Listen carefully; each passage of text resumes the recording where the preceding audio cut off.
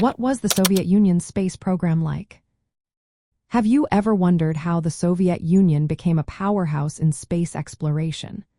The Soviet Union's space program was a state-controlled initiative that ran from the early 1950s until the country dissolved in 1991. This program was tightly linked to the political and military goals of the Soviet state.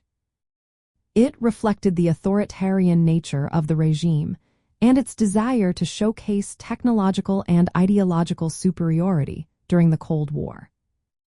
At the heart of the program was a mix of scientific ambition and military priorities. Key figures like Sergei Korolev, known as the chief designer, played a crucial role. His identity was kept secret for much of the program, which added an air of mystery. The program achieved major milestones, such as launching the first artificial satellite, Sputnik 1, in 1957, and sending the first human, Yuri Gagarin, into orbit in 1961. These accomplishments were not just technological feats, they were powerful symbols of Soviet strength on the global stage. The program evolved through several key phases. The Vostok program was the first human spaceflight initiative.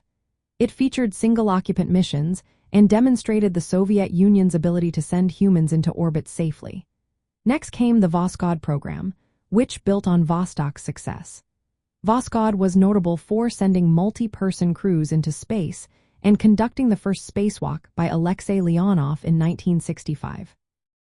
This program pushed the limits of human spaceflight, but it involved significant risks, as modifications to spacecraft sometimes compromised safety to meet political deadlines. Then there was the Soyuz program, introduced in 1967. Soyuz became the backbone of Soviet and later Russian spaceflight. Despite a tragic start with the death of cosmonaut Vladimir Komarov due to a parachute failure, Soyuz missions advanced docking techniques and supported long-duration stays on space stations like Salyut 1. The Soyuz program's longevity reflects its technical robustness. From an anthropological viewpoint, the Soviet space program shows how a society's political structure and cultural values shape scientific efforts. This program emerged from a highly centralized, authoritarian system where political leaders influenced decisions. Cosmonauts were chosen not only for their skills but also for their personalities, highlighting the program's human and social dimensions.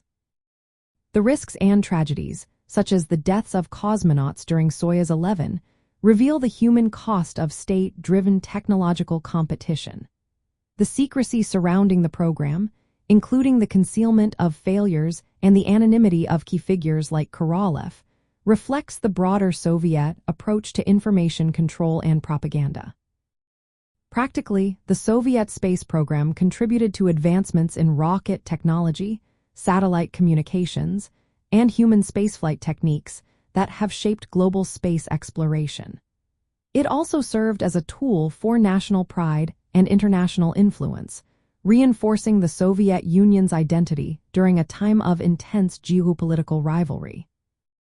The Soviet Union's space program was a complex blend of scientific innovation, political ambition, and social dynamics, all characteristic of an authoritarian society striving for global recognition through space exploration.